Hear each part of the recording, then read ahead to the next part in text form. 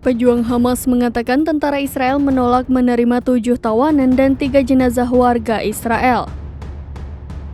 Israel menolak menerima 7 tawanan Israel dan 3 jenazah warga Israel yang tewas karena serangan udara IDF ke Gaza.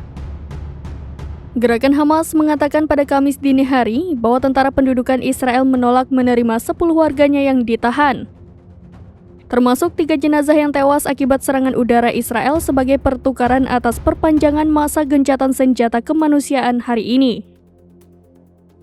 Brigade Al-Qassam, sayap bersenjata Hamas, mengatakan pihaknya meminta para pejuangnya untuk waspada tinggi agar dapat kembali berperang jika gencatan senjata tidak diperbarui pada hari Kamis.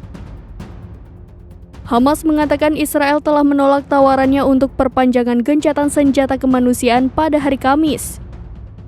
Awalnya akan ada pertukaran 7 sandera bagi wanita dan anak-anak serta 3 jenazah warga Israel lainnya yang tewas karena pemboman Israel di Gaza.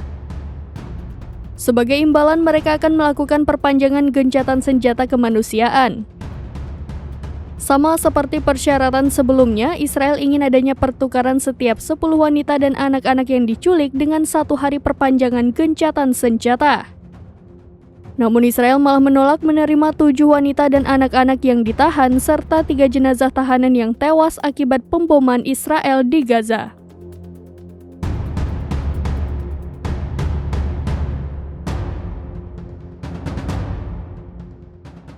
Download Tribun X sekarang, menghadirkan lokal menjadi Indonesia.